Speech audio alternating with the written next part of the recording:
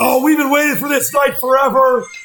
The first maybe sense of sports normalcy since the day the sports world stood still in the Rudy Gobert game in OKC. I'm Dan Leach, but most importantly, it's the man, the myth, the legend, the great Edition-Fithian. The tag, he's got the poker app up. The tag team champs are back. I've got the poker app re-downloading on my phone right now. So, Dennis, lots that we're going to get to. Live reaction. We'll lead you up to the draft. We're playing poker. We got it all going on. But explain what's also going on in your beautiful-looking man cave with the Fithian Squatch early NFL draft poker sizzler. Yeah. Well, 5 of us jumped in. I don't know if you can hear me good or not, Dan. Am I all right? I hear you freaking great, buddy. What's that? I sound good? You sound great. Oh, hey, good. Yeah, well, we decided that we would, play some poker during the draft. And about 3 weeks ago, you were able to set it up where we can all play, with our friends. So it's great. I used to sit around for hours playing meaningless poker with meaningless chips against people I didn't know. And I still did it all the time. It was about 10% of the real thing. But you know what? We got 100% of the real thing now with being able to set it up, play against our friends and everything else. So it's fantastic. And I wish I wouldn't have folded down because I got a king 3. I know a couple other guys that are playing are watching there. But if I would have stayed around, I would have caught the high pair. Well, I'm loading it up right now. By the way, welcome Dylan. Welcome Ryan. We're going to be here with you through pick 5. And Dennis, before we get into describing poker hands and how much I love you, which you know I'm going to say, because I always do, let's discuss this. This is such a interesting night. You've got a digital draft for the first time ever. You've got the Lions at number 3, which is one of the most advantageous positions they could be in. You've got the rumors of a trade down with Miami and Jacksonville. And I'll get to a little bit of, this isn't necessarily breaking news, but something personally that affected what I did earlier today when it came to the Lions and Tua at number 3. But this is going to be very interesting, Fifth. I mean, thank God we've got some sense of normalcy, but also it's so weird that the draft is not in the Bellagio pool or a fountain with boats going up to it. It's in Roger Goodell's basement. Pretty interesting. Well, it is. I mean, I wouldn't mind being in a Bellagio on a pontoon and watching the guys come up. That would be pretty sweet, but we know what the conditions are now, so we're going to make the best of it. The thing with Tua is you have to have multiple picks in the first round and be willing to throw one of those away if you're going to take Tua Tagovailoa. And, I was a Tua truther all along, but it was all predicated on being able to see him throw and being able to see him run, not guesswork with a doctor, not after he comes out with a hype video where they say he throws 70 times, but I see like only 4 or 5 of the throws. I got to take a step back. If I'm the Lions or another team that's sitting up there, it's way too much of a gamble to take him. Now, if I'm the Dolphins, who have multiple first-round picks, if I'm the Jacksonville Jaguars, who just have Gardner Minshew, who was a 6th-round pick last year, would I move up if I was the Jags and try to get Tua? I could see that for the Jags. Although they're giving up their 2 first-round picks, that's a big gamble by them. But I don't think it is for the Dolphins. It always seemed like it was going to be the Dolphins. It still seems like it's going to be the Dolphins. Yeah, no, it does. And that's where I think this is really fascinating, Feb. So I told you this earlier today. By the way, I'm finally in the tournament. Let's see what my first hand is here. I got good cards. I would tell you. I know this is table. This is a little table talk. Yeah, so I'm coming back. Put it this. I almost came back just in time. I had ace jack with a jack on the river. Rat sauce. So I told you this earlier today, Feb. Last night I was doing my mock draft that we'll go over throughout the show, and I have it up on the mock draft database, and I was looking at different props because we know there's no sports to bet on really except for horse racing, which I love, by the way. And by the way, I know you can't see me, Fifth. You look great. Football, tiger, goats, everything. I've got my Barry Sanders jersey on. What do you got there? Ooh, pocket 8s. I see the pocket 8s, Fifth. You're taking out Smart there. It was a straight. Nice. Did Smart call you? Yeah, that was stupid. Fit the chip leader, by the way.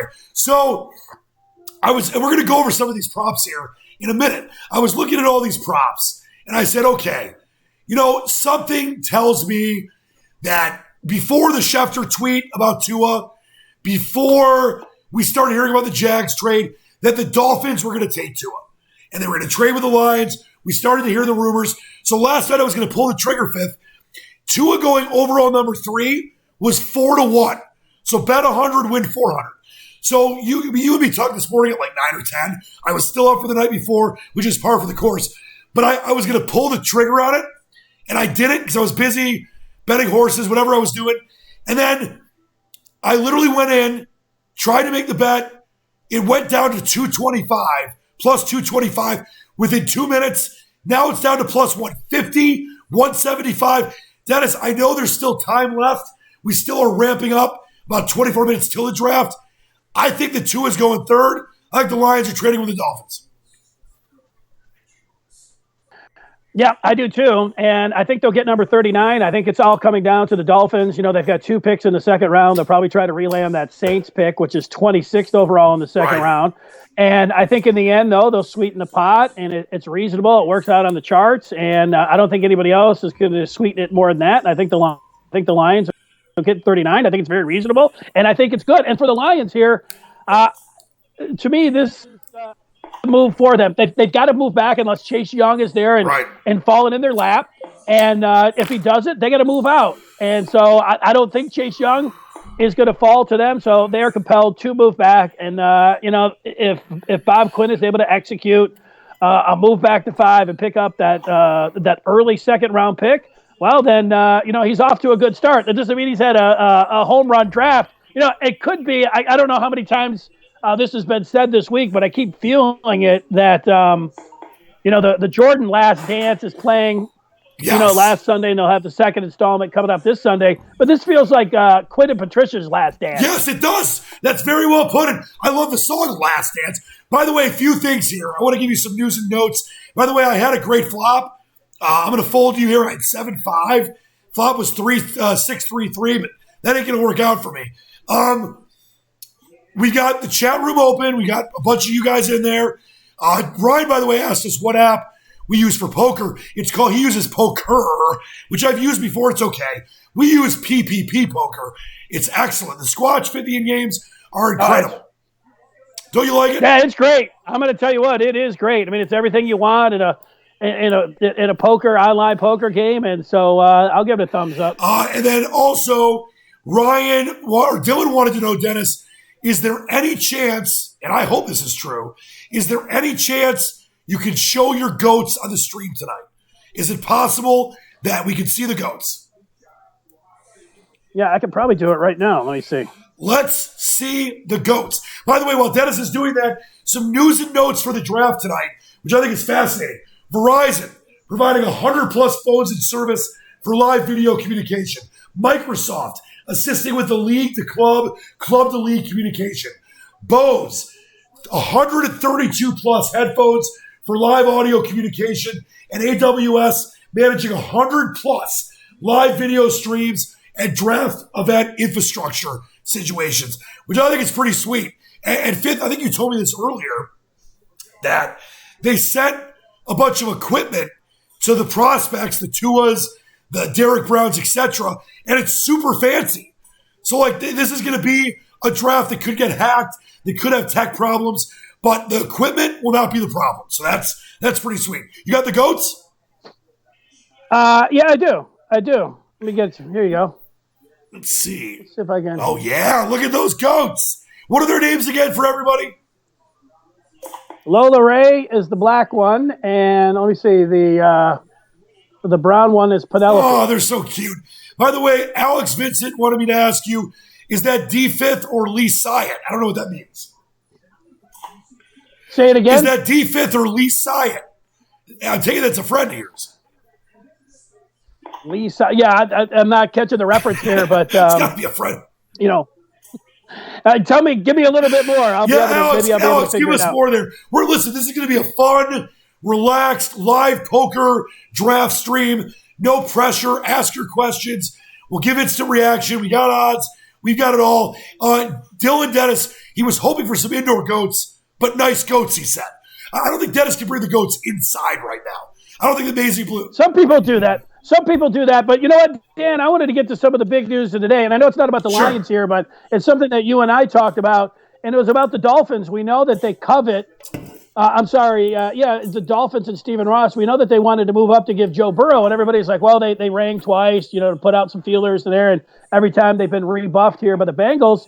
And it's like, if you really want to get that done, you've got 3 first-round picks. You have to sweeten it more than the first 3-round picks, even though that works out when you do the draft.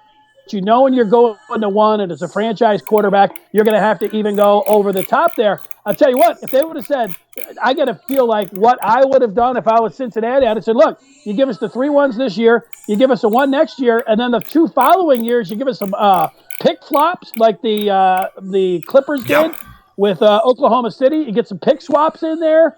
You get 4 first rounds and 2 pick swaps. I'll tell you what, at that point, I think Cincinnati has to do it. I think you're right. And I think and you know what? We got to talk about this too, Fifth. This could be something, they're doing that, I think, national anthem right now. This could play into stuff. I talked with Dave Burkett last night on our task force. And, sorry, I swore my hand's up here. I'm going to raise. I'm going to raise with a nice hand here. So I shouldn't give you too much information. Table talk. You're on the hand, though. I got ace queen, Fifth. Don't tell your friends. But Burkett and me are kind of in the same place right now where we don't think there's going to be a season.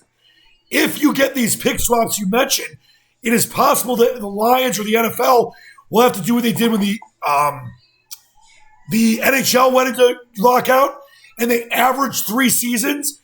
That would put the Lions at 11th worst in the NFL. So it's not like the Lions would pick 3 next year. That could be a very fascinating part of any draft day deal, Dennis. Don't you agree you'd have to get a little more careful when it came to that? Well, yeah, you better hammer out, know exactly what those details are if you're going to figure out the pick swaps and when those picks are going to occur and all that. You know what? I just, over the last hour, I have people, I know you have the one prop with Tua going in the first 3 picks. I have a friend that keeps calling me saying, hey, are there going to be more offensive players picked? Are there going to be more defensive players? How many tackles are going to go? Are there going to be more Alabama players than Michigan? He said he's betting the over 4.5 quarterbacks going in the first round. That's what I ended up selling him on. I think you got good value there. I'm pretty sure there's going to be 4, Love being the 4th. Jacob Eason from Washington there. I think somebody could move up and get Fromm as well. So I think there's going to be 5 quarterbacks. If I'm going out on a ledge here and we're getting ready to start this draft, I'm going the over on 4.5 I like it. And I'm going to give you some odds here in a second. By the way, heartbreak, Dennis. I guess I didn't act in time. Ace Queen with Ace King on the flop, and somehow Smart beat me in that hand. Total jerk sausages. By the way, Mr. Scott says, hey guys, if it's not Tua, should they go Brown as a more impact player than Okuda? Dennis, very interesting point. If the Lions stay at 3 and draft Brown, I'll be very upset. I wanted him initially in the first place, but not at number 3. That being said, if they trade down, I like Okuda at 5. I love Okuda. Or Simmons. I would go Okuda, Simmons, then Brown. Where are you at with those 3 possibilities? Well, myself, I would go Simmons, Okuda, and I like Kinlaw more than I like Brown. I like Kinlaw too. Yeah, and I think that's where Jacksonville comes into play there, because I really do think that the Lions, I think they like Kinlaw. I think they could like Henderson, the other corner from Florida there. So I think they go back to 9, and they could look at either of those players right there. Yep, and we are knee-deep in this poker tournament, the 5th Leach and NFL Draft Sizzler. 5th, let me give you a couple things here, odds-wise, and see if what you like. You mentioned the I got to check my nice king there. So you mentioned the offensive players. That prop right now, more offensive players in the first round is minus $700, plus 400 on defensive players. Another one that I think is really interesting is when you look at the total defensive players drafted in round number 1, the over is 15.5, and that's plus 165. The under is is 15.5, minus 240.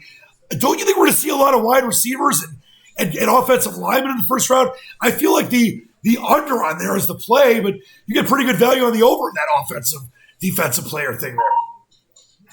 Yeah, well, there's 4 big tackles, I think, and I don't see a consensus on them at all. I've seen them all rated from 1 to 4. It's the really interesting part to see how those tackles come out. And then the wide receivers. I mean, I think, let's see, when I looked and I was going to play an over and under on that, I think, what are they, 1, 2, 3, 4, I think 5 wide receivers in the first round, too. So there you go, 5 wide receivers, the 4 big tackles. I could see 5 tackles as well.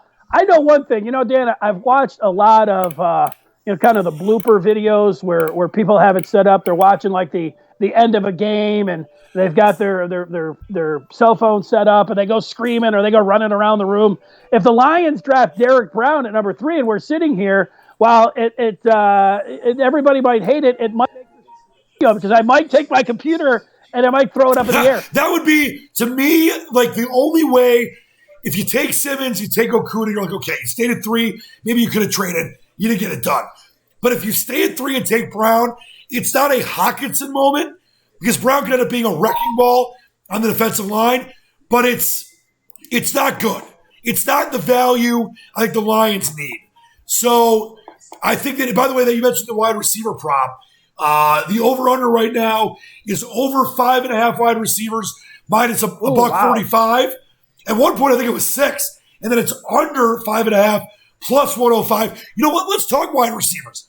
I think a lot of people love Henry Ruggs going first now. There's some movement on that. I think it's going to go Judy to the Raiders if they stay there at 12, CeeDee Lamb to the Niners, and Ruggs to the Broncos. That's how I have it mocked right now. But there's a lot of momentum, at least in the ether right now, on Henry Ruggs Jr. or the third, whatever it is, going to the Raiders at number 12 if they stay there. How would you rank those wide receivers right now? Well, I'll tell you what, if Al Davis is still alive, I know they would take Henry Ruggs because he ran the sub 4.4 and he loves speed. But man, CeeDee Lamb, sometimes you just look at the silver and black and you say some of these guys look better in the silver and the black than the others, and CeeDee Lamb would look great. You mentioned the 49ers. If there's one team that I think that's going to move out and move back, I think it's going to be the Niners. They have the biggest gap where they draft first and then where their second pick is. They need to move down. Plus, they need defensive tackles. And, it's such a wide receiver deep class that I think that they're looking into the second round, and I think that they can pick up their wide receiver there and pick up an additional pick. So I don't think the 49ers are going to pick there. But you know what? You can't go wrong with Judy or Lamb, but you got to like one of them more.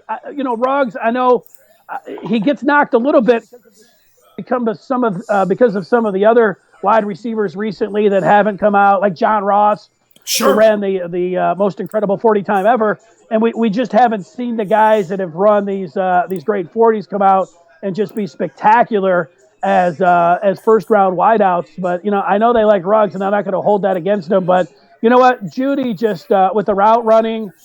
He just looks like a bulletproof pick, but you know what? Lamb does too. And I like, I like Flash. Am I going to stay in on a 9 jack and third to enter? I'm going to give you some free information. I got a king here, so do not stay in there with Jack, the Jack there. I'm going to fold that down, but you know what? I think bulletproof wideouts, number 1, starters, number 1 go-to guys. Both Lamb and Judy, but I like the flash and dash a little bit more of CeeDee Lamb, and that's who I would go with. But, man, you can't go wrong. You really can't go wrong. If somebody says, I'm not going to argue with them. No, you got 3 stud wide receivers, and they probably all could end up being incredible. By the way, well, I like Jeff. You know what? There's been a lot of push for Jefferson from LSU, and if you tell me a guy that goes up and watching LSU as many times as we watched LSU this year, Burrow throwing the ball up, and he's just going over there, contested catching, snatching it out. I mean, Jefferson looks great. You told me that Jefferson was going to be the best wideout of this class. I'm not going to argue with you there. Denzel Mims looked great. I mean, these guys, this is, when they're talking about tonight, hyperbole, there's a lot of that when you talk about the draft, but if you're telling me that this is the greatest wide receiver prospect class ever, I'm inclined to agree with that. Yeah, I think you make a great point there. And I think there's a chance you get the over 5.5 in the first round. I mean, I think right now, I've got 6 going in the first round. I got Brandon Ayuk going to the Packers in the 30th overall. So that would be my 6th wide receiver in the first round. I love your thoughts on Kinlaw, by the way. I've got Kinlaw going a little lower I've got him going to the Falcons at 16, but he is a beast. We'll get to the offensive lineman in a second. I wanted to throw a couple of things out there to you. Here's something from Dylan on the chat.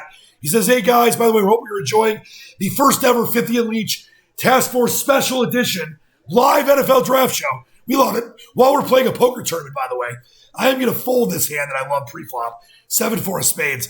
Dylan says, check out this theory, guys.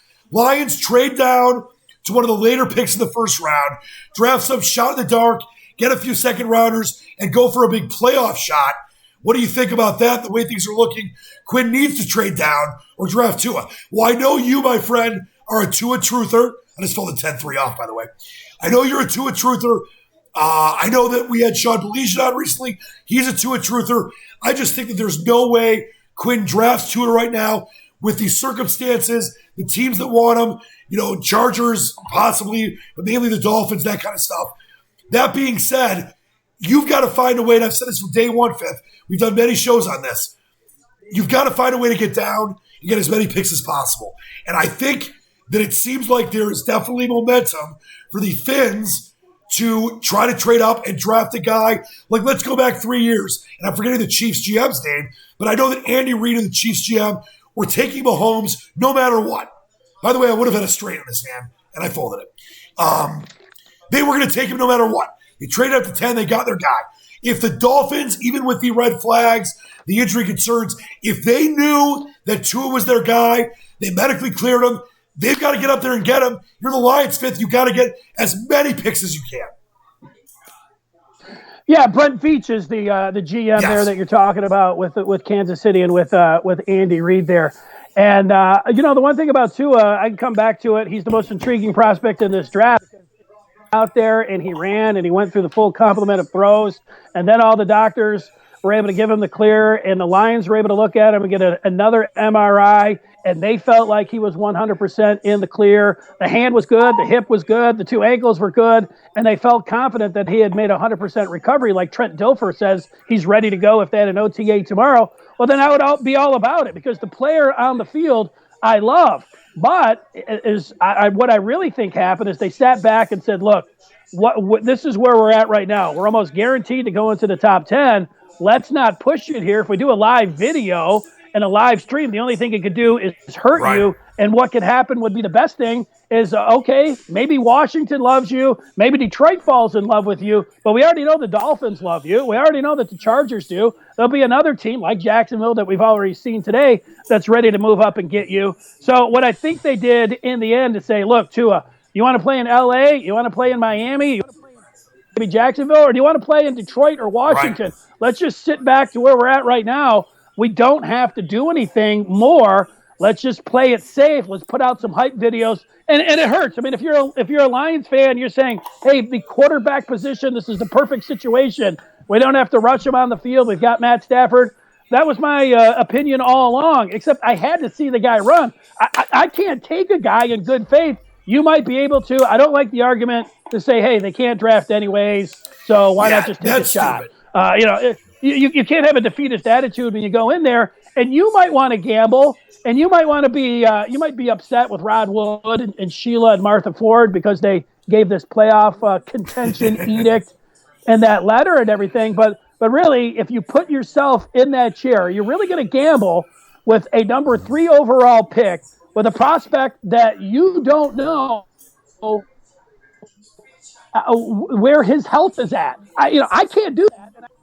And this is, these are things that you say that you have to live with forever. I know that sounds, kind of imposing here, but it's just draft-wise you do. And as much as I love Tua, I have to give the Lions a pass, and I understand, and I wouldn't, if I was sitting in there, as much as I love Tua, there's no way that I would draft him. I think that's beautifully said. By the way, you folded out of this hand, so I'm going to tell you, I got the Pocket Kings here, Fifth.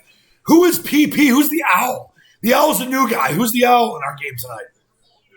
Well, he switched up his avatar. That was John Wayne. That's Clint. Clint's switched I like this avatar. John Wayne. So we got a break after this hand, by the way. Well, already a break. We've got Reno. We've got Spart. We've got Fifth King. Myself. We've got, now forgetting, who's the guy on the far left? Who's the PP guy? With a bit. Yes, we got a nice group of whizzes here. And let's see what I'm going to do here. All right. I wonder if John Wayne's going to call me here. Maybe he's on a draw. What do you up now? He's on a club draw. There's no way. You got to press him. He might be watching this YouTube. Oh yeah, I gotta stop telling people what I have here. I'm being too nice. Let's see what $1,000 does to this guy. Wow. Whoa. I'm worried about two pair. He folded. I'll show the kings. Ooh, he showed you an ace. Yeah, I knew an ace could have hurt me there. All right, so we got a break. Perfect timing. All right, so by the way, you're in the chat room. Ask your questions. We're there for you. Dylan wants to know our top Lions draft moments of the last 30 years. We'll get to that in a minute. But Dennis, before we get going, we got 3 minutes till draft time. We know it's going to be Burrow number one. If it isn't, the Bengals should be contracted.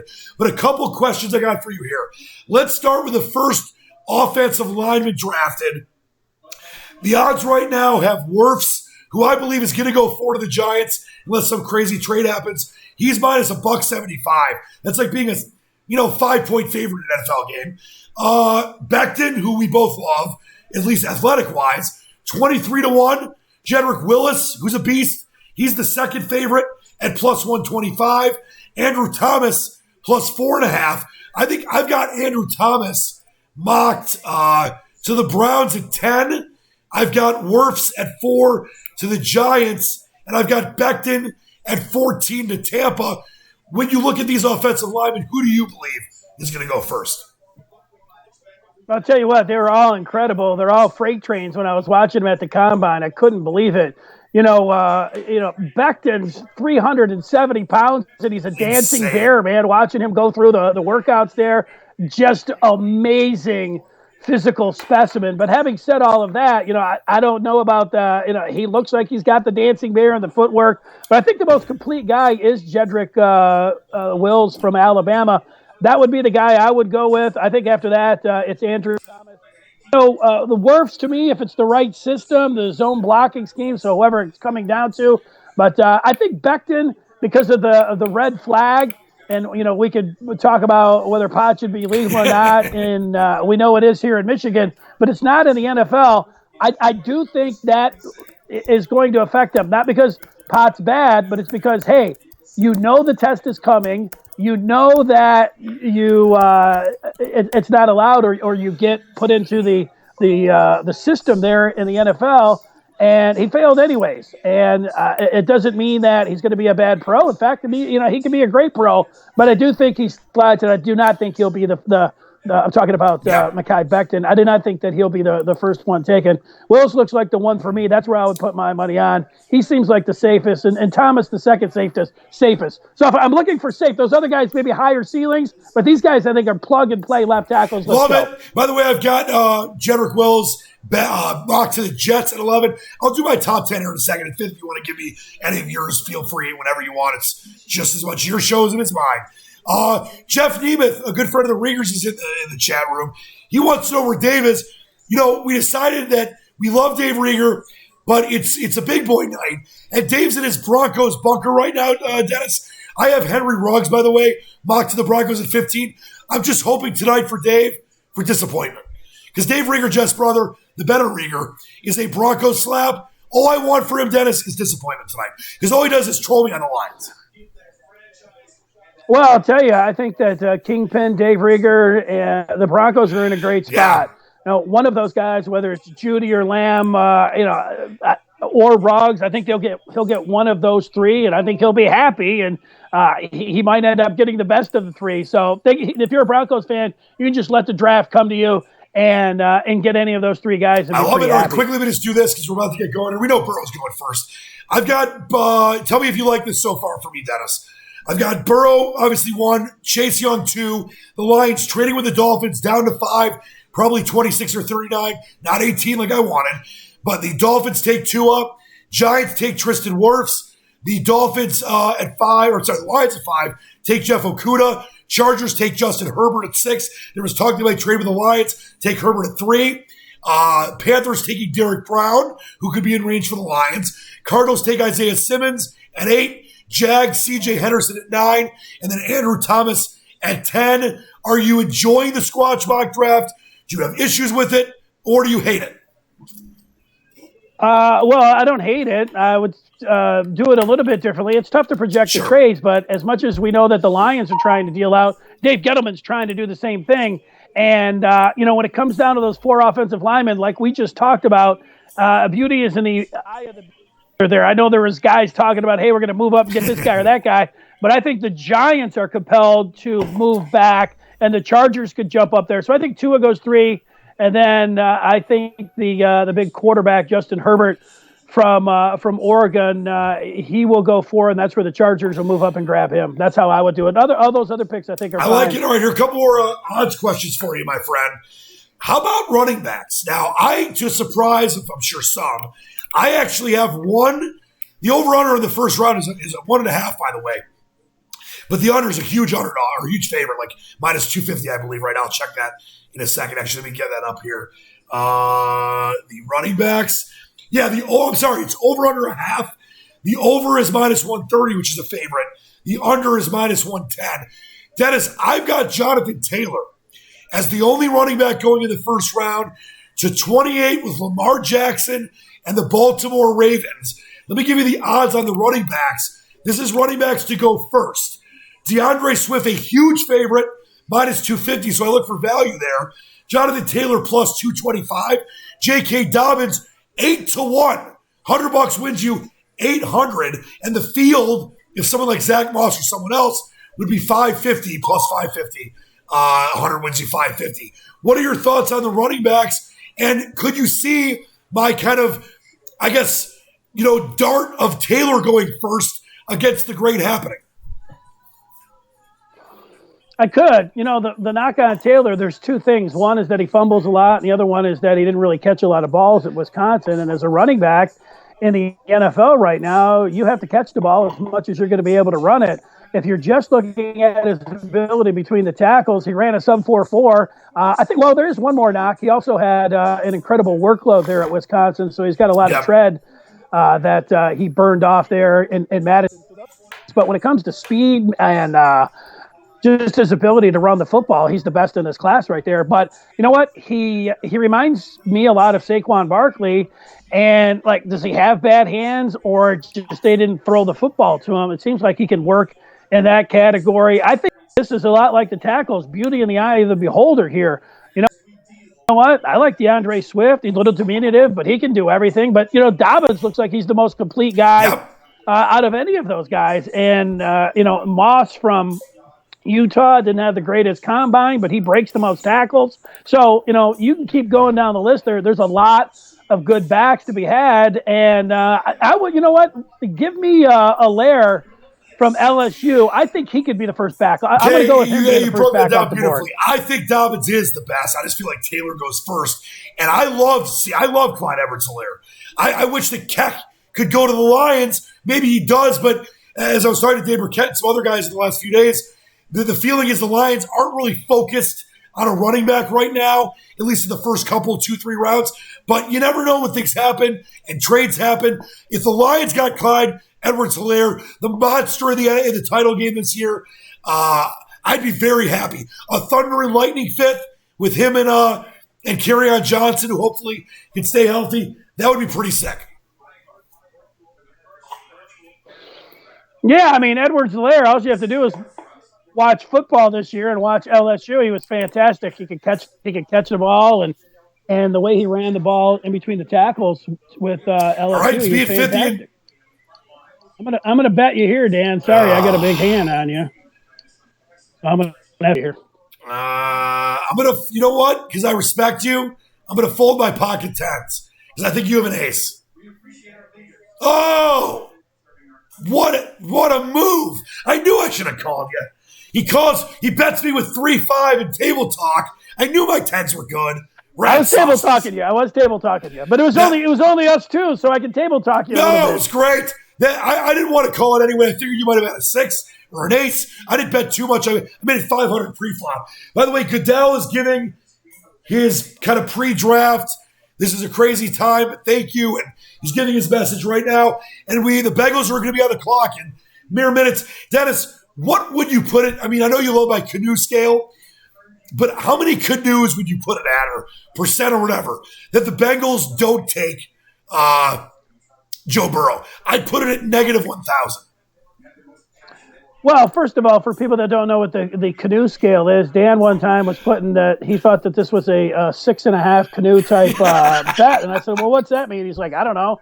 I'm just putting it out because I think it sounds cool. So, that's the backdrop of the canoes. But now that that they didn't entertain taking the treasure trove of picks from okay, hold on. There's a big hand here. I got a 5, 7. Ooh. 7, 8, 9, 10. What's he got? A 9 jack on me? I don't think Reno's watching this. I got a pair of Cowboys, and I'm gonna. He's got 6,000. I'm gonna see how big. If he goes 1,000, I'm gonna still stay. Hopefully, he might have a high. I think he's got a queen. I'm thinking about even raising him, but I'm just gonna stay. He did have queen 10. Oh, I thought he just had a queen. 2 pair on me. What a jerk. 2 pair on me. We're gonna take this guy down. By the way, they're doing a nice little thank you to all the health workers. We can't thank them enough. You know what's crazy, Dennis? We're in this period of time where the air is cleaner, gas is cheaper, people are more connected even though they're at home, a little nicer except for some. And how great is this? We love sports, we love athletes, we love celebrities, but healthcare workers are being cheered like athletes are. And that to me seems just about right, doesn't it? Yeah, well, there's no doubt about that. And if you can't be nice during a pandemic, then what's wrong with you? You know what I mean? I agree. I just got a text that was coming in from my friend Bruce, who's getting right, a big Lions fan and everything else. He says, guys, I'm scared that they're going to trade down too far and draft guys that will be doing construction in a few years. I really like Okudah or Simmons. Obviously, Chase Young would be automatic at 3. What do you think? That's coming in from Bruce Andrus on my own personal text. I like that. Well, please text us. Do whatever you want. Get on the chat. We got a question about the Lions draft moments in a second. I think, and Dennis, you and I have talked about this many times, whether we're on air back at our radio show days together or on the task force. I just look at it like this, that you have got to, we know that we're not going to know per se for a couple of years maybe if you win a draft or not, but you've got to win this freaking draft. You've got to you can't take Tristan Wirfs at number 3. You can't trade down and take a Jelani Tavai type who might end up being great, Tavai, but that was a reach. You can't take TJ Hawkinson at number 8 last year. You've got to take guys like Isaiah Simmons, Jeff Okudah, Javon, Kinlaw, whoever it ends up being. You've got to win this draft. So to the question, was it Brian is his name? Bruce.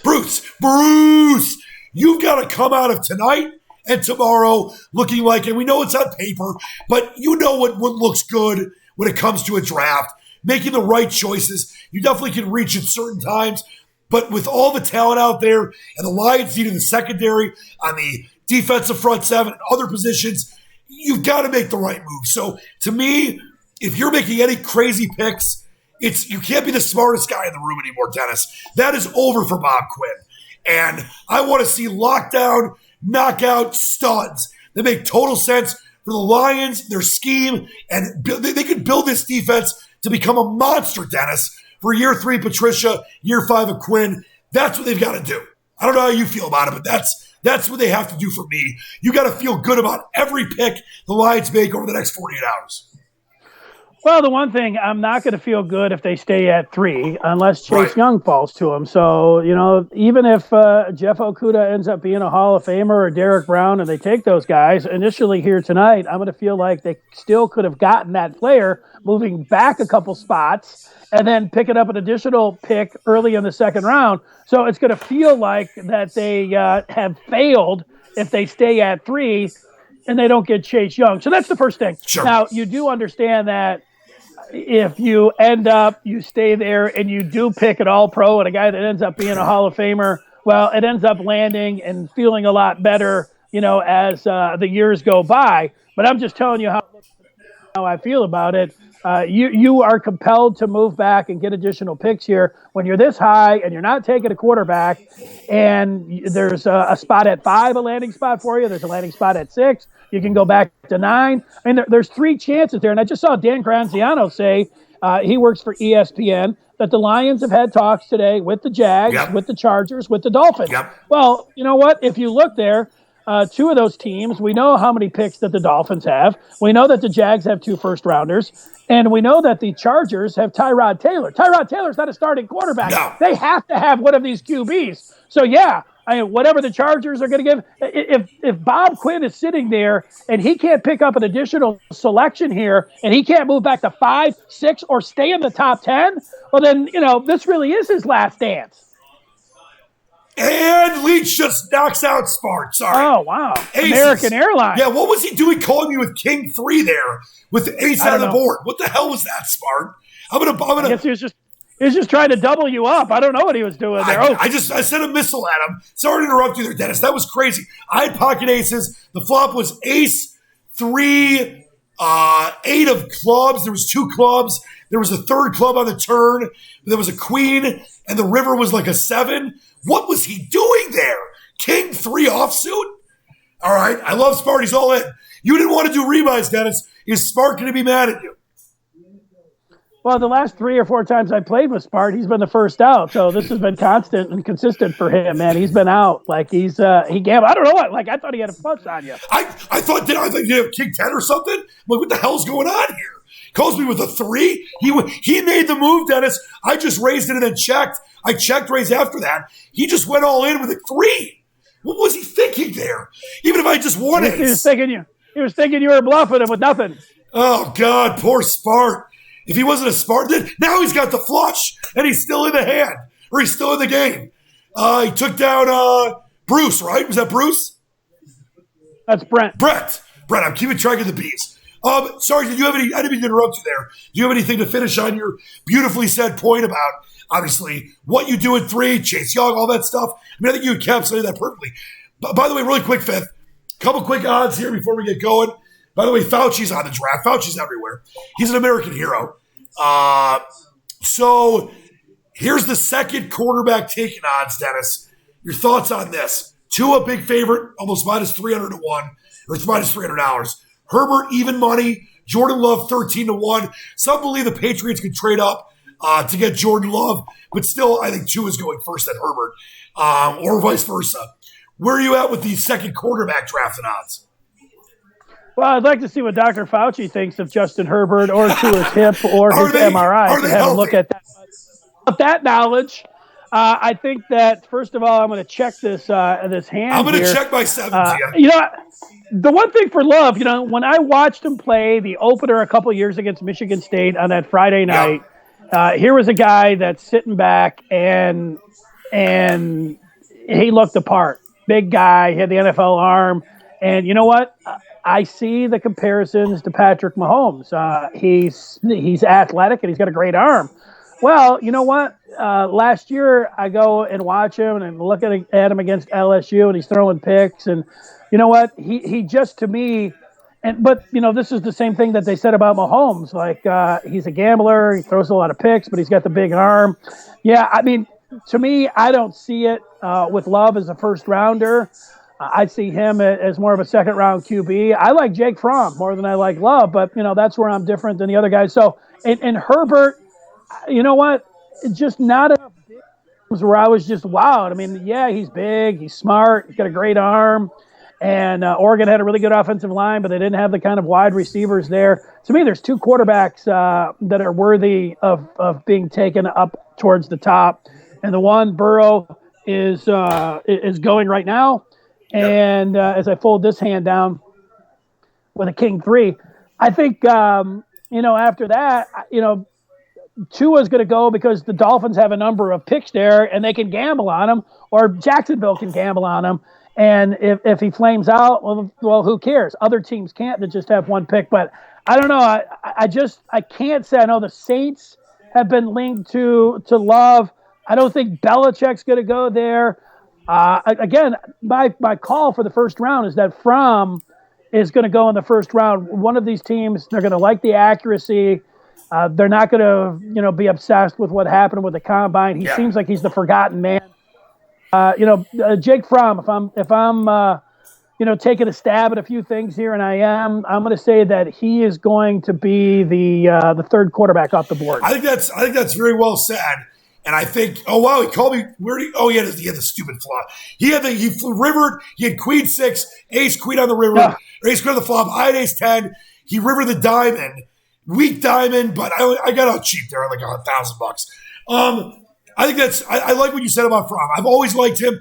Good pocket presence, good arm. I noticed some, and obviously he played in Georgia. He reminds some people of Matt Stafford in good and bad ways. I think Fromm is a great idea and a great possibility to be. That would be the field bet, by the way, which is 3,600 plus 36 to 1 if Fromm went second somehow. But I like Fromm, and I think he's got a huge future in the NFL. By the way, Dennis, let's do this. Before the all but known situation with Burrow being picked gets taken in here in a minute, we had Dylan on the chat ask us our favorite Lions draft moment of the last 30 years. Well, you can't see me right now, but you know what I'm wearing. My 1991 playoff year, only playoff win of our lifetime, Lions Barry Sanders jersey. I still have it when I was 14 years old. I'll never get rid of it. I've worn it for many of our big shows that we've done. Every Lions draft night, every Lions big game. I've got my Barry Sanders 20 on. To me, that's obviously the number one moment back in 89. But I will tell you, when the Lions drafted Chris Spielman in 88, that was another huge moment for an 11-year-old DTM. What were your favorite Lions draft moments? Well, I loved Billy Sims, but that's more than 30 years, so I got to think it over. You know what? This one's a little bit, it's not that obscure because everybody knows the player, but he was a bust here, but he's turned out to be a pretty good football player when he went to New England, and now, I don't know, did he go down to Tampa? That's Kyle Van Noy. You know, I screwed up my arm 4 or 5 years ago, and I sat on my couch and had to and watch. It's kind of like the pandemic now. I had to stay put, and I was on my couch, and it was during bowl season, so I watched every bowl game that season, and it was the Poinsettia Bowl, and Utah, I think, was playing San Diego State, and I'd never seen a more dominant single performance on the defensive side of the ball in any football game than Kyle Van Noy put up in his junior season. And I was just wowed. I said, man, this guy, he can do it all. I kept tabs on him, you know, in his senior season, BYU, I think I said Utah. I kept tabs on him in his senior season, but he's somebody that I wanted the Lions to draft, and then they picked him in the second round. I was ready to get a jersey, but you know what? The Lions didn't use him. He looked like he was a bust. And I was like, sometimes you can watch a guy and he can jump out. You don't want to overreact in one game, but also you can see things sometimes like, yeah, he's a playmaker. He can rush the quarterback. He's got everything that you wanted there. It's just that it really goes to show you coaching, system, players around you, organization, all of that. He goes to New England. He ends up being close to a star. And, you know, it's turned out where if he played like he did in New England here in Detroit, no one would be talking about, you know, Kyle Van Noy being a bust. And that was, you know, the big conversation early in his career. But that was a long answer, but I'll go with Van Noy. If I could throw one other thing, I was just watching the draft room there of the Cincinnati Bengals, and Duke Tobin is player personnel guy. And he's sitting in one room, and you can see his kid sitting in the kitchen looking like he's doing his homework. I don't know if he's doing his homework, but he's got to get his back to him. And the other thing that strikes me is that, you know, I know Roger Goodell, whatever he makes, $30 or $40 million, he looks like he's standing in front of an entertainment center. I had a nicer one when I was in, you know, at Eastern Michigan. So I don't know. Maybe he's just trying to dumb it down for everybody. Yeah, really quick. But you know the really quick, Fitz. Let me stop you. Huge chat with me and Reno here. Okay. He's gonna bet 660. Wait till you see what I have.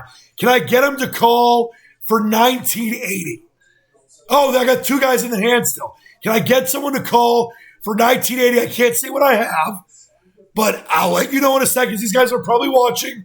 I got to call Dennis. Oh, yeah. And it's not going to be a good call for Reno because I got a boat. I flopped two pair. Turn the. Somebody had a flush. Yep. Turn. I was hoping someone had the, you know, flop the flush there. But that looks like Brett, I sucked him in. I think any more than 1980, he folds. But maybe he had a flush. Maybe I could have gotten $4,000 from him. Sorry to interrupt you there.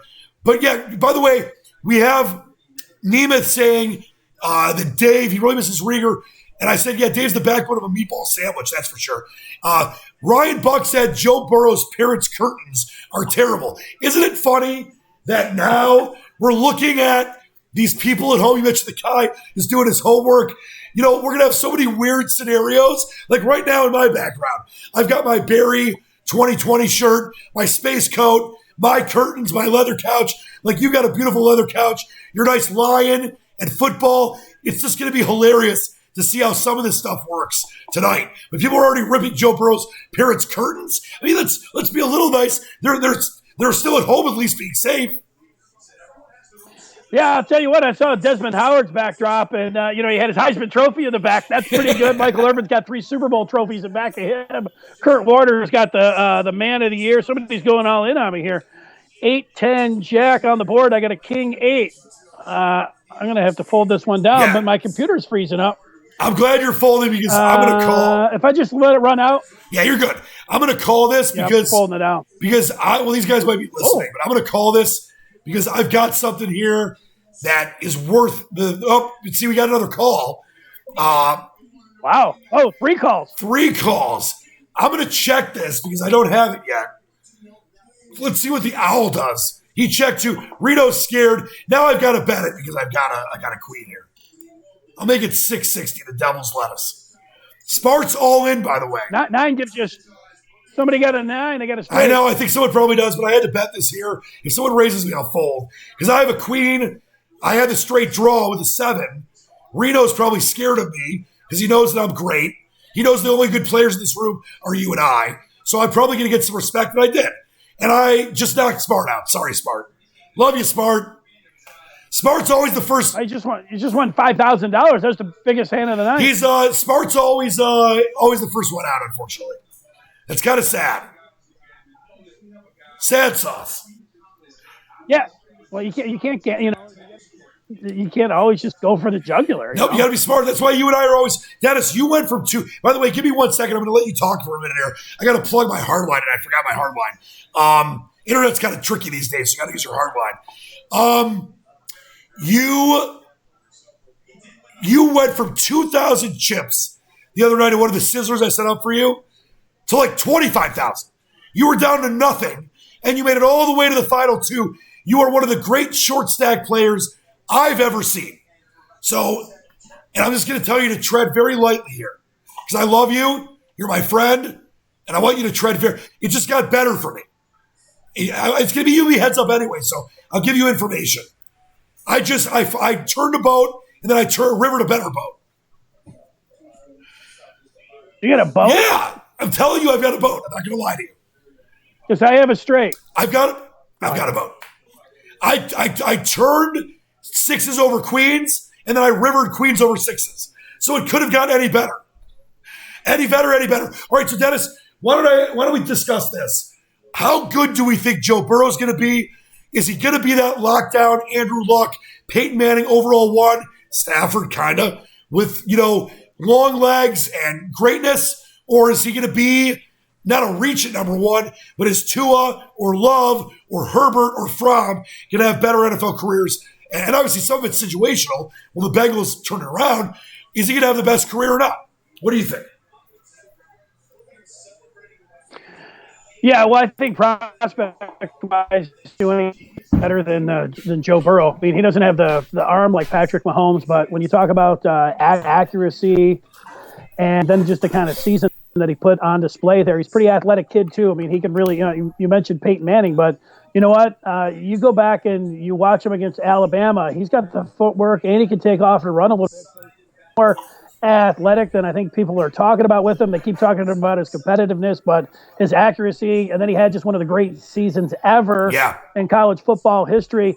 What's not to like about him? He's big. He understands the game, and heck, he's almost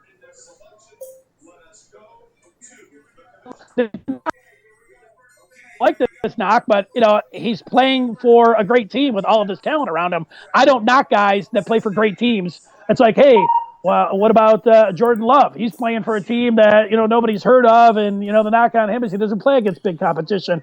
Well, he played against big competition, and he ran the table, and he was awesome. And the other thing is just about his arm strength. And you know what? It looked pretty good, and he looked like he could make all the throws from whatever I saw at LSU, and it's the hometown team here. Yeah, do I think he's the best prospect since than Peyton Manning or Andrew Luck. No, he looks like he's the best quarterback prospect, and I love Tua. But as much as I like Tua with the anticipation with his throws and his accuracy, I like Burrow that way too. So yeah, I mean he's quarterback picks. It's hard to say they're bulletproof, but he's about as bulletproof. As and by the way, we just had the first ever digital draft pick. It is the biggest non-surprise ever. Joe Burrow goes to the Bengals. By the way, when you look at that game he played, the national championship game, the semis, the SEC title game, I think you look at that national title game, Fifth, and that might have been on par with what Vince Young did in the Rose Bowl against USC as the greatest college performance in a title game in history. Obviously, going back to the 80s and before, you didn't have title games. You had the BCS in the 90s. You obviously have the playoff now. But as far as... Yeah, Dan, Oh, go ahead. Yeah, you know what? The Georgia game when he was out there and threw like 6 touchdowns in the first half, he's putting on performances where, he's just distributing the football like, something that I've never seen. Just amazing.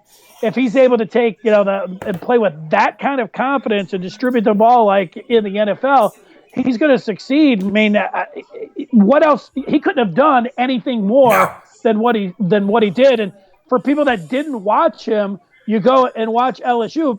They're blowing high caliber teams off the field, and he's doing. We haven't seen any other quarterback do. So I mean, there's really no knock on him, in terms of performance and accuracy. There, it's just a big arm. He throws it well enough for me. I mean, I would pick him all day if I was Cincinnati. I understand why Miami was trying to give up 3-4 number ones for him. Yep, and I'll tell you this. The Redskins are on the clock, 5 minutes left. I'd be shocked if they didn't take Chase Young. There is a possibility they could do something crazy and take a Tua or trade down. We'll see. But I think it's going to be Chase Young here. He's a generational possibility of a prospect. I know you and I talked many times on the various shows we've done in recent months that Chase Young did have the greatest finish to the season. He still is an incredible prospect. He's looked good on tape. He looked good at the combine, but there's been issues. He didn't really dominate the way that some thought he should have at the end of the regular season in the playoff for Ohio State. So when it comes to Chase Young, I think it'd be nuts for the Redskins to pass. Where are you at with the Skins and Chase Young? And Chase Young in general?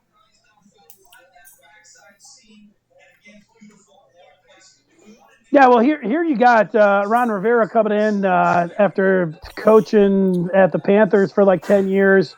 He's a defensive guy. Chase Young is a local guy, high school in the D.C. area. You start thinking about a that at least how the scouts look at him. He was a magician in his last three games. You can't get around Wisconsin. The first time he was great, but not the second time in that Big Ten championship game. And then we didn't see him at all in the semifinal at all. He really was a magician. I dropped him from the second pick overall to 3, and I put Tua in front of him. But since Tua didn't run or throw in his full complement with a live feed, I had to push him back. So Young gets back up there at 2. But you know what? When the scouts evaluate his ceiling and what he's able to do, they look at both of the Bosas that were there, and he checks out and grades out better than both of these guys. He's as twitched up as they come, man. So if I was the Redskins, I'd be pretty excited to get him. It looks like the Redskins have taken Chase Young. It's not announced yet, but all this stuff breaks on Twitter. If we see anything about the Lions, well, the Lions will obviously be on the clock in just a second here. I think Chase Young is going to be an absolute beast. I'm with you on the end of the season, not looking as dominant. Rashawn Gary had some of those kind of talks and comparisons. Where was he in the Ohio State game? Where was he when Michigan needed him most? But when you look at just the tape, by the way, you had 3-5, I had 7-5, and we chopped there. I think that Queen helped me, or helped you. So, by the way, you and I, the chip leaders, along with Owl Boy, Green Dog is in trouble, and Brett is in trouble as well. They'll be out soon. But it's one of those things where I think that if Chase Young improves, like some prospects obviously can't, but the great ones can, The non-Brian Bosworths, the non-Jamarcus Russells. He's not going to be just worth the number 2. He could be a generational defensive talent. So I think the Skins are going to get a great guy with Chase Young. And now it's all eyes, like Tupac. All eyes on me. All eyes on the Lions. By the way, Mike is in the chat. He says, here we go. DTM, please say hi. Dennis, to my 9-year-old Wiz Caden, who is locked in with me for the draft. He says trade. He loves you and I, Dennis. Mike's a big fan of you and I and the show and life and liberty and justice. Hey, well, what's going on, Caden? Yeah, hey, this is the moment of truth, man. Remember, this night here, you're never going to see another one like it. So hopefully the Lions don't screw it up. Hopefully they move back and still are able to get their guy here. But I'm expecting Chase Young and then the Lions to make a trade to move back to 5. DTM did that on his mock draft. I completely agree with him. It has to be the move. My move, check. Even though I just caught a card. My move is to check, too. I did not catch a card. I'm giving you way too much information. But I love you. And if people don't know, this is for Caden and Mike. Me and Dennis are playing a special Fithian Leach Sizzler fun tournament with a bunch of Dennis's buddies. We've done this before. Dennis and me. There's Dennis. He's got it. Beautiful looking app. We have tons of fun with this. And we are knee-deep in the hoopla. Fifth, me and his friend, John Wayne. What's John Wayne's name again? I'm sorry. What? He's an owl. Yeah, Clint. We are the chip leaders, and the Lions are about to be on the clock. I'll tell you this, my friend. You said it best. We're never going to see a night like this again, and thank God. But we're going to get through this pandemic. I don't think there's going to be an NFL season. I hope I'm wrong. But either way, when the NFL, when baseball, when hockey, tennis, golf, etc. By the way, that Phil Tiger match with Brady and Manning is going to be sick. But when it comes back, I know you and I love sports, Dennis. It means everything to us. It's unifying. Think about post 9/11. We were alive at post World War II, post World War I and Spanish flu. We know it brings us together. Republicans, Democrats, black, white, Hispanic, Chinese, Jews, Christians, etc. But right now, it's more important to save lives. But I'm hoping, Dennis, my great hope is when sports comes back, in whatever way that is, long rollout, short rollout, medium rollout, that people appreciate it more than some have. You know you and I do. And Mike and Jeff and Ryan and Dylan, all these guys in the chat, they appreciate it. But some people rip the Tigers, rip the Red Wings, the Lions, they suck.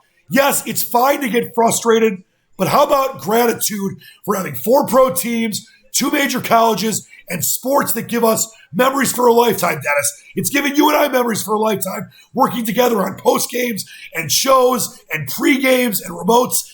And I love every moment of that. I hope people are a little more grateful in the end. Yeah, well, they were after 9/11 for a little while. That lasted. I mean, the event, so the catastrophe, we know just for one day there, but people in the aftermath, there was no doubt that you tipped your cap to firemen for sure. I mean, that was those guys were on the front line there, and our hearts went out to New York and everybody that was affected, and you felt that. You felt patriotism, and I think I'm going to call this hand here. Limp in on this hand. By the way, really quick, Dennis, I thought it was going to be a little tough, like kind of directing the show and doing the show and watching the draft and playing poker. It's been fantastic. We got to do this more often. Live shows, live poker.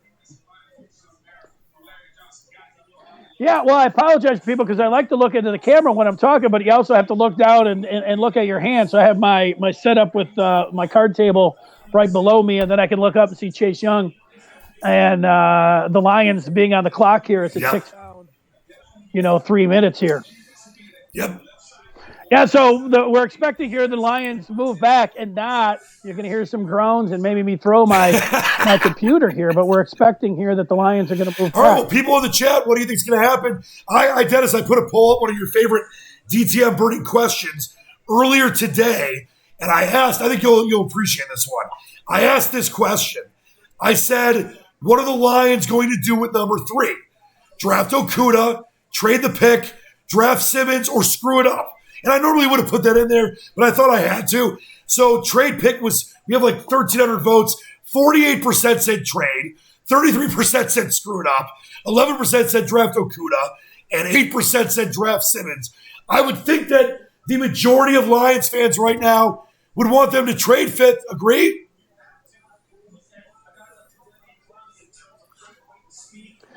Yeah, oh yeah, I think for sure. My computer's Oh, it's all right. Take your time. up here. I got a great hand, and my computer's free. Uh-oh. I've got a nice hand. We'll see how it works out. Are the goats stealing your Wi-Fi right now? Freeze it up. I think it has something to do with the Lions, man. Everybody's juiced up here in the state of Michigan, so everybody's Wi-Fi, is being stressed. Yeah, I think that maybe Goodell's trying to steal, Detroit's Wi-Fi to screw us up because they know the Lions. By the way, the pick is in. The pick is in. We will give it to you live. I mean, I know people are watching the draft too. Here we go. The pick is in. It looks like there's no trade, Dennis, because wouldn't we know if there was a trade by now? Would it say trade? I think that they'll announce it when he goes up there. So I wouldn't panic just yet. Yeah, you're right. I'm not going to panic just yet. I got people texting me. I don't want to know, to be honest. I want to see this live. The pick is in, though. What happened on the last hand? I folded. I think that Reen Dog got some cash on that one. I folded that hand. He had a big hand. I'm going to fold here with my Queen 9 hearts. All right, here we go. The moment of truth. The Lions pick is up, and they got Ford Field being shown right now, which is pretty cool in downtown. Okuda. It is? Is that what you? It's Okuda. It is. Well, it's going to be. What else are they going to do? Well, maybe if there was a trade, would it say trade? I mean, it's got to be Okuda if they stay here. It has to be. They're showing Bob Quinn.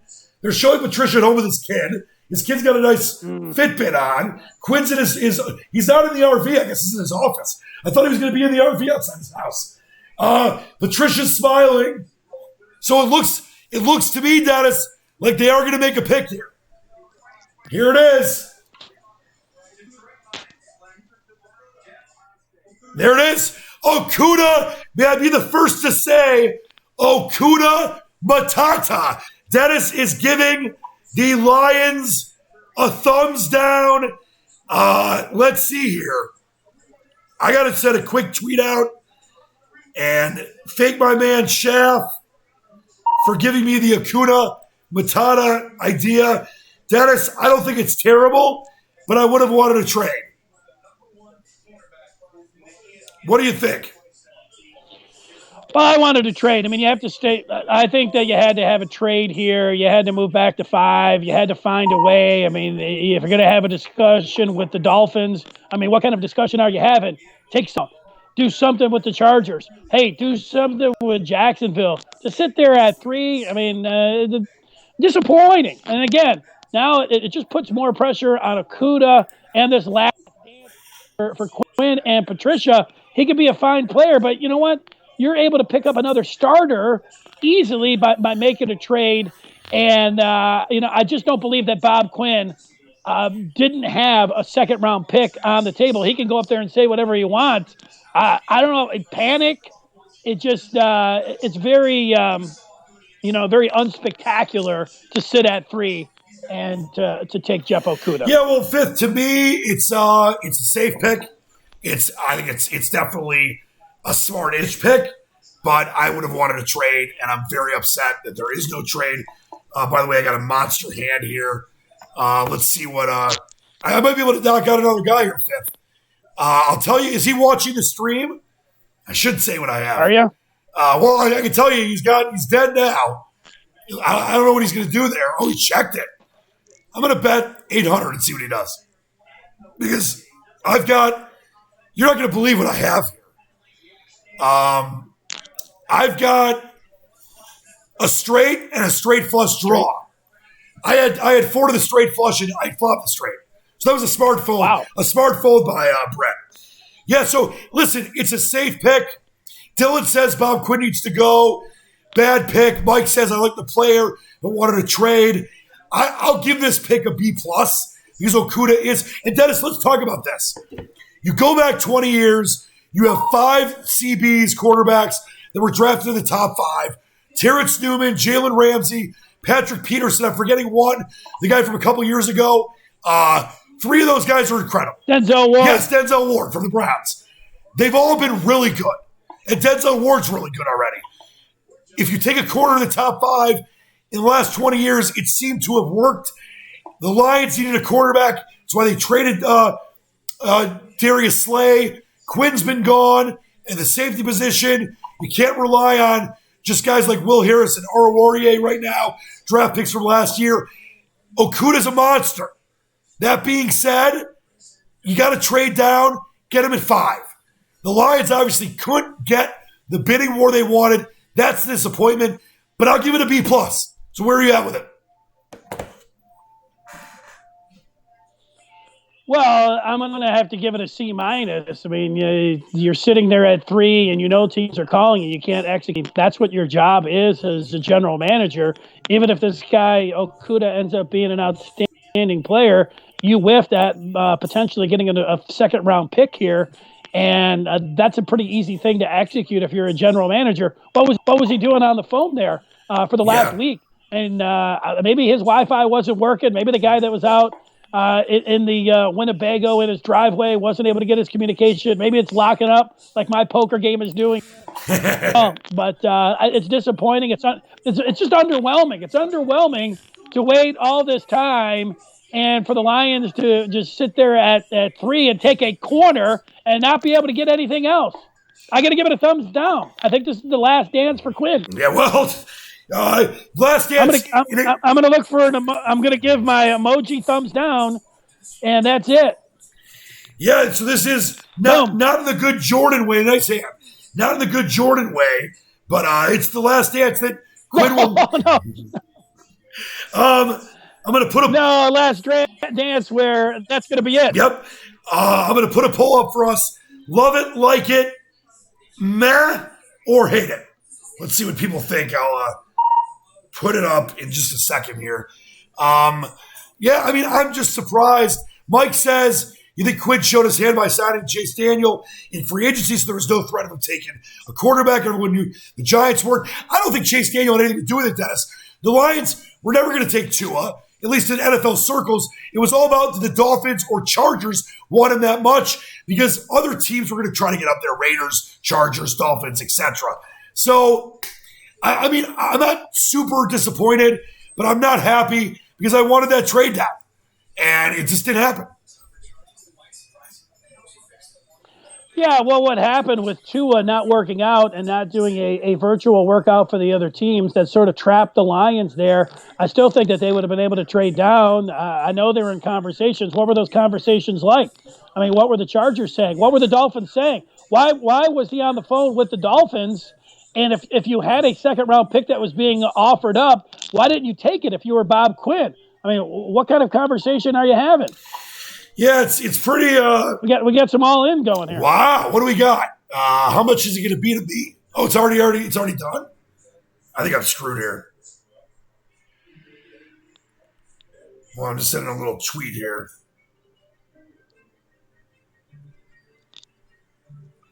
All right, so I got to call this for 900. Oh, you're still in the hand. I don't like calling this, but I'm going to do that. Yeah, I would have said don't do that, but, that's me. Well, it's all right. You got a small stack. You got to make a move here. I'm going to fold. I'm going to fold by 9. Oh, you did it again to me. That wasn't even a straight. You did it again. You got me off the hand. Jerk sausages. Well. Alex Vincent on the I went all in. I put my tournament. Yeah, that was a great move. I kind of landed 9. There was a flush on the board. There was a possible inside straight. So update in the poker game. I have 18 grand. Owlboy has 14. Green Dog 13. Fifth 6. And then Bears Boy has 3,900. But Dennis is about to make a huge comeback here. I feel it.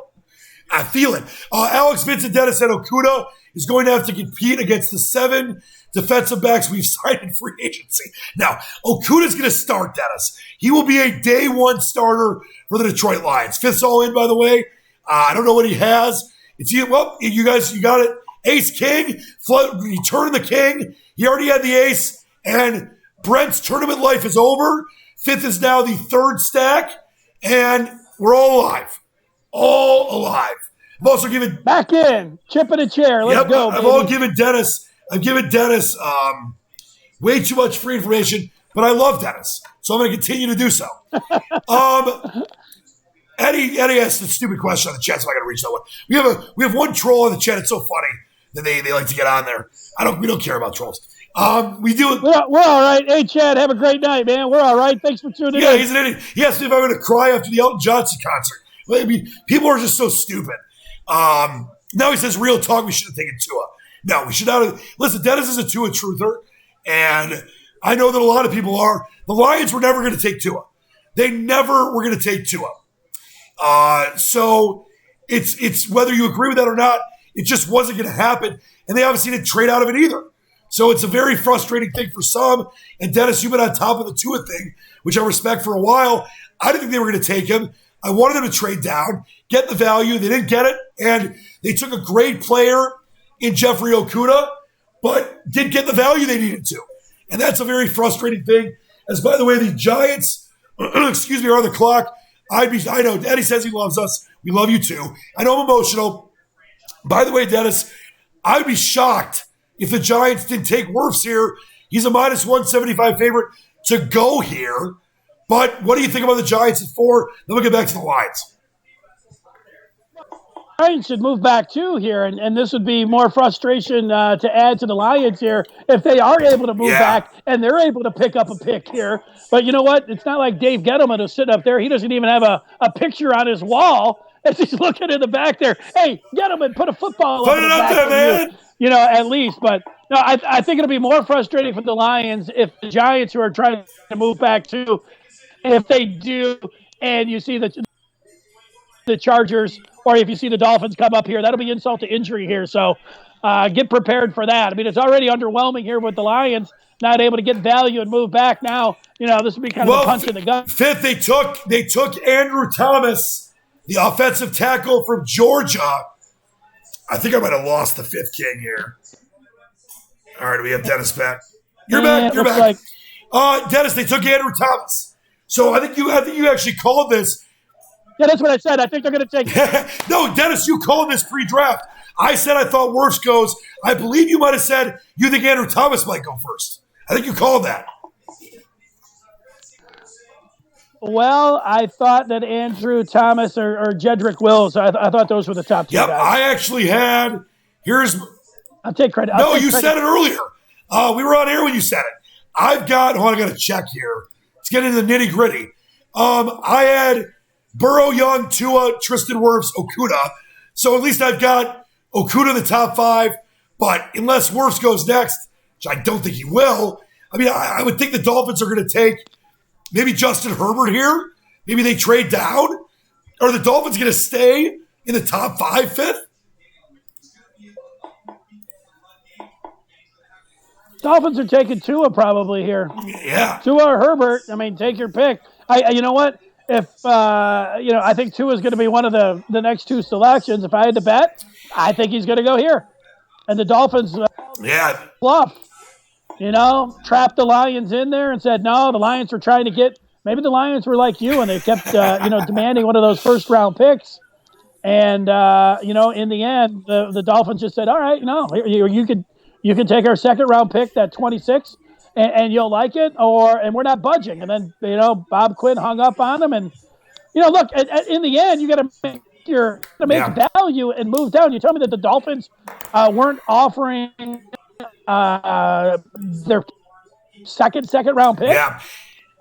I think, Dennis, where I've been in the triumphs and the travesties of Bob Quinn. I was an all-in Bob Quinn guy. I thought he was the right hire.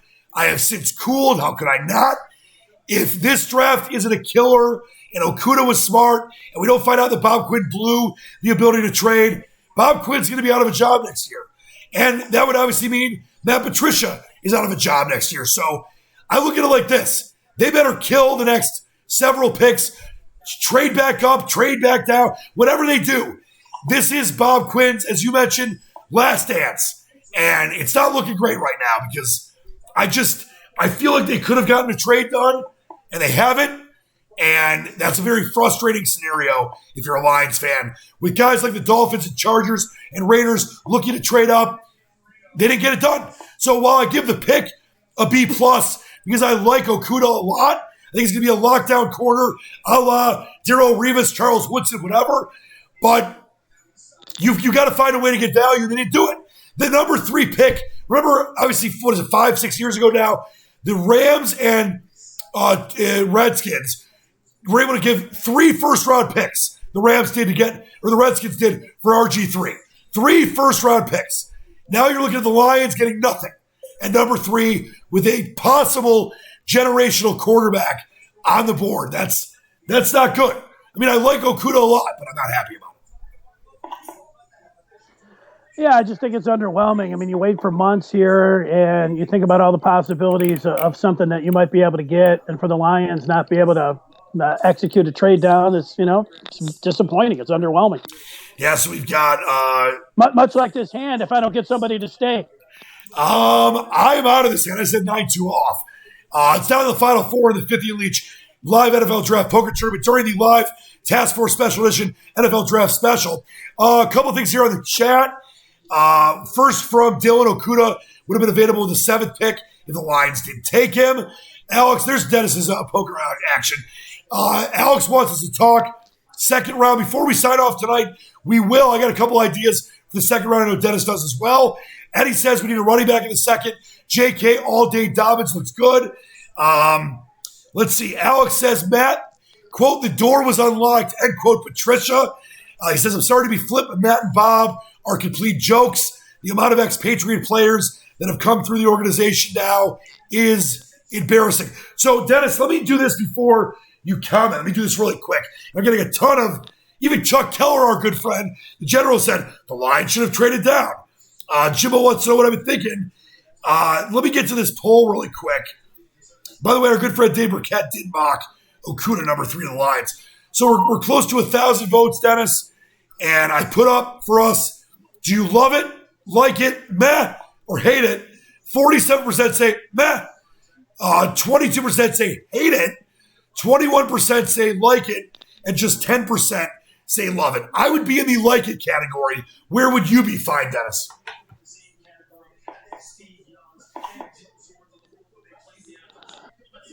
Give me the choices again. Like it, meh, or hate it. Yeah, you hear? Like again? It, love it, meh, or hate it. That's the majority. Because, I don't hate it. I hate that they weren't able to trade down, but, okay, I'll go with hate. Well, you're not that far off. You're actually the second favorite right now after meh. That was 47% for meh, 22% for hate it, 22% now for like it, and 10% for love it. We're getting close to 1,000 votes on that poll. If you want to vote on that, go to Dennis Fithian, at Dennis Fithian, at Dan Leach 97.1 on Twitter. So the Dolphins pick is in. We will see what the Dolphins do. You and I, we can talk about the next round. The Lions what they have to do in the next couple of days.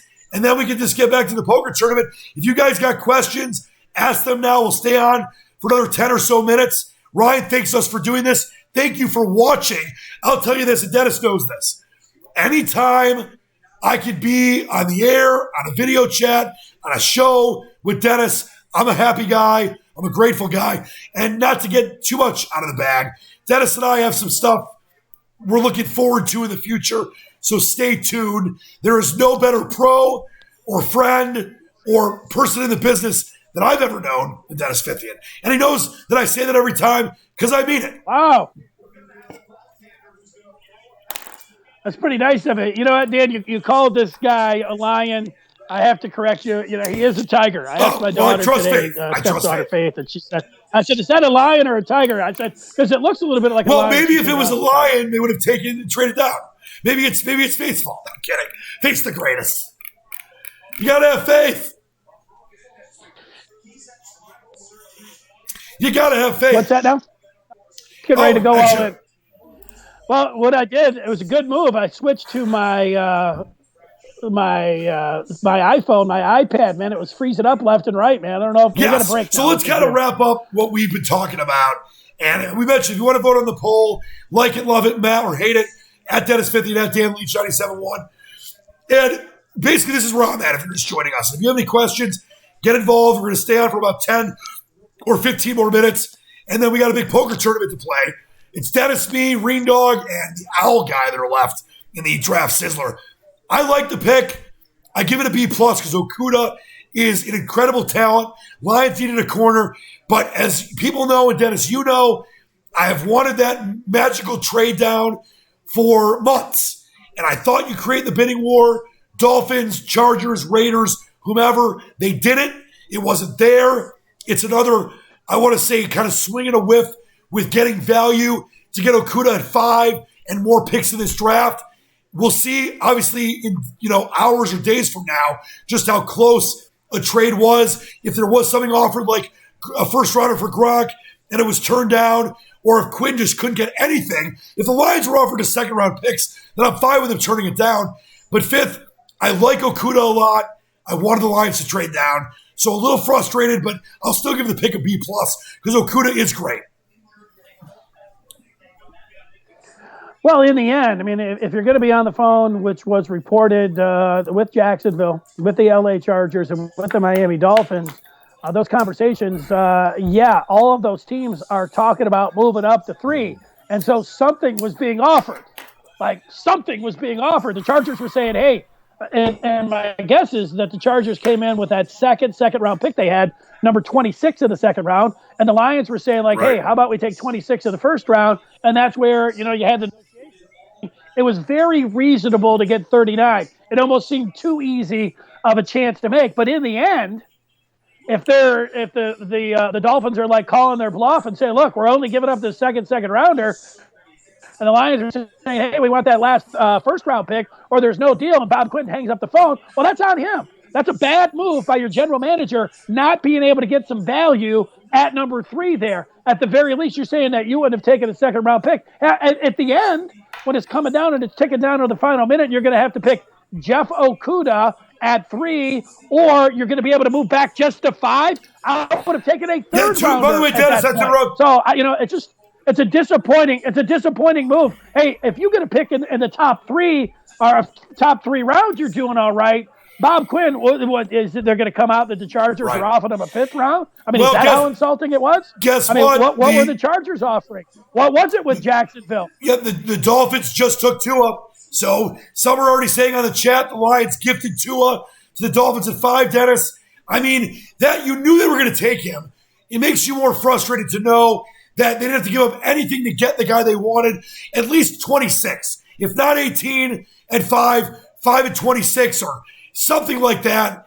But they took Tua. So I think, Dennis, I gotta give you credit. You know, I'm an unending, hopeful, rainbows and sunshine guy. I think Bob Quinn blew it again. I think this is probably not. Okudah could be a great pick. I mean, a great player. But I just think this shows you Bob Quinn is not a good GM. And I'm going to finally say that unless the Lions are just a completely different team, and they still could be, but unless they're a completely different team this year, if he's not gone, I will be very frustrated. Yeah, I mean, and it comes down here whether Tua is going to be good or not. I mean, how could that conversation have gone anywhere else? Was that insulting to Bob Quinn, where they were offering him a third-day pick, to move up a couple selections? Or was Bob Quinn, sitting around talking about wanting a treasure trove and 2 first-round picks? In the end, you got to be able to, be able to save face and be able to, would we be sitting here? It would be a different conversation if the Dolphins moved up to 3 and the Lions moved back and they ended up getting the second round pick.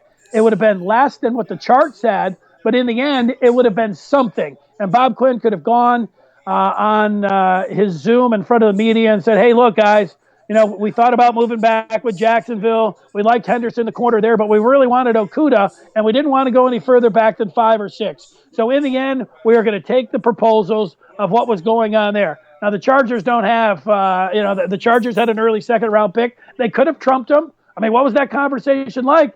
And the Dolphins, they've got so many picks there. They're offering one of those second-round selections, and in the end, Bob Quinn stuck to his guns, which he didn't have to. He needed to save face for the last minute and go with the bailout of that second-round pick. So it's just disappointing there. It puts more pressure on Okudah. If you get him at 5 and you have an additional second-round pick, you say, hey, you know what? They did the best that they could, in this draft with what they had with such a high pick. But just sitting there at 3, you're kind of, you feel like you're left holding the bag as a Lion fan. It puts more pressure on Okudah, where you say, hey, you know what? This guy's got to be everything, the moon, sun, and stars. He's got to be better than Darius Slay. He's got to be a lockdown corner. You got to be able to put him out on the island right away. And you know what? With no OTAs and everything else, he's a bulletproof. He looks like a bulletproof corner, twitched up, everything. But, to not be able to get an additional player to go along with it just seems like a fail here for Bob. Hey, beautifully said. I can't refute or argue anything you said there. Even I, a previously big Bob Quinn guy, just tweeted that I'm not anymore. I mean, how can I? I mean, I think he blew it again. By the way, Ryan Buck is very excited and anxious to hear more about collaborations that me and you will do. Believe me, we've got some great plans for everybody. I love Dennis. The pick for the Chargers is in, Dennis. I think they're going to go Justin Herbert. They got their guy, didn't have to trade up. They could have maybe traded with the Lions. I know I saw a lot of mocks with that going in there. By the way, I'm going to say this even though I shouldn't. I flopped top 2. I'm going to bet it. Let's see if the Owl Boy will fall for my bear trap here. Let's see if it's like Pocket Jacks that he might think he's got me here. Owl Boy is thinking. He's thinking, Dennis. He might be listening. He probably is. I'm probably being too generous here, but I think he's watching the screen. I've done it like 16 times tonight. I've given my hands away. Can you? He folded. But yeah, I think that they're going to get. Yep, they take Herbert. So everything is gone according to plan for the Dolphins and the Chargers. They could have had to give up stuff to get their guys. They didn't. I think the Lions are looking worse and worse. Yeah, well, that's a good way to end it. that's well done. It's underwhelming. It's disappointing, and now we waited a long time for it. Puts more pressure on Okudah, but I mean now we'll wait for tomorrow. All right. Well, before we go, let's do this. What do we think the Lions need to do at number 35? I will tell you, I've seen some mocks. I've seen a mock from Walter Football. I love that site. That has him taking Jonathan Taylor. Yeah, you do. I love Walter Football. They're actually they're good. But I've got they've got Jonathan Taylor. I've seen some. I like Chason from Clemson, the defensive end. What do you think about the Lions at 35? I've seen some say Zach Braun, the linebacker. What position do you like? Is there some names you want to throw out? Where are you at with the Lions coming up day 2, 35 overall? Yeah, well, this is where it gets back to where you'd love to have 2 early second rounders because then you feel like it's a luxury because then you're thinking about J.K. Dobbins or one of those other running backs, maybe Taylor last there. But obviously we know that's not the case. I don't see them. I would love if Clavon Chason was there. I think that would be an automatic pick for the Lions. I think they're locked in here to a let me just make my move your time, my friend. On the board. I think that the Lions are going to be locked in on a defensive tackle. There's one from TCU. There's also a kid from Canada that played at Oklahoma, or Derek Brown's teammate there at Auburn. I'm going to put on my glasses here just to make sure I know. I think I got a good hand here. 2 and a 4, and I think it is time to bet this here. Let's go. Moves. Let's rock and roll.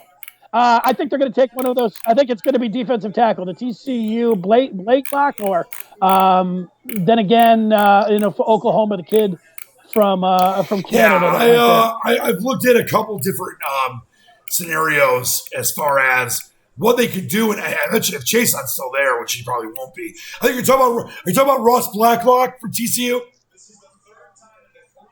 Is that how you meant, Fifth? You get that? Are you talking about Ross Blacklock?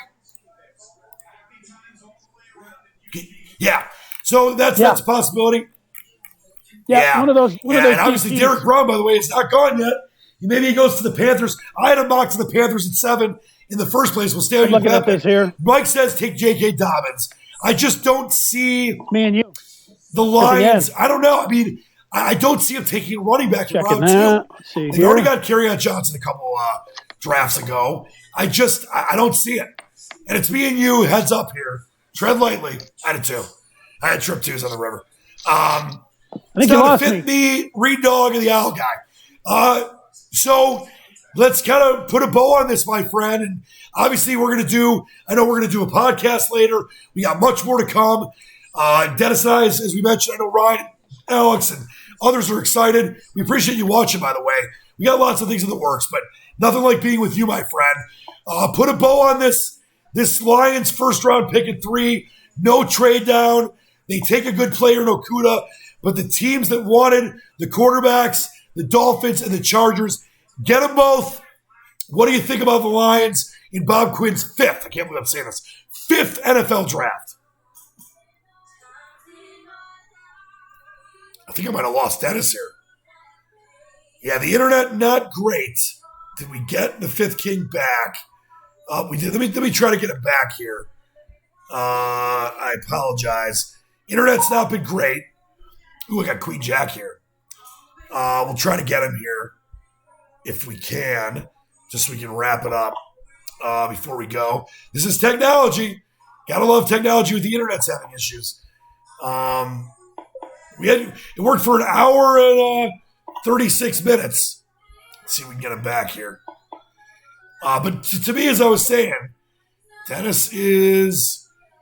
I got to call that 1,400. I don't like it. And I rivered a jack. Hopefully they're not still watching the stream, but he's got something better than me here. I got to fold this. He's going all in. And it's a great bet by him. I can't call there. Probably has a king. Let me try him one more time. He is active now, so let's try this one more time. See if I can wrap this up here. Ooh, nice juicy hand on this one. Got a little, I can't say because these guys are probably watching the stream right now. All right, let's see. That's a great flop for me. Let's see what the people do here. I can knock someone out of the tournament. I would tell you what I had. There's an ace on the board, and I've got the kind of board you want. That's for sure. All right, we're having trouble getting Dennis back. So let me try him one more time. We appreciate everyone watching. We got lots to come when it comes to Dennis and me in the future. So listen, we'll call it. And I'll be having Dennis. We're going to do a podcast later tonight. We'll keep the reaction going when it comes to the Lions. And number 3 with Okudah. I like it. I don't hate it. I don't think it's bad, but it's one of those things where it's frustrating. It's frustrating because the Lions have the ability to trade down, have some value. They did get it done. The teams that wanted their 2 quarterbacks with the Dolphins and Tua, and the Chargers with Herbert got them. So it's frustrating. That is for sure. But this is going to wrap it up for the special edition draft style of the Task Force. We hope you enjoyed. I've got Kendra Lust, world-famous porn star and local Michigan resident, coming on Saturday night. Get there for that. 8 o'clock. Much more to come with me and the great Edition-Fithian. Until next time, wash your hands, stay connected, stay safe, and believe in the dream. Dan Leach for Edition-Fithian saying so long. Task Force out.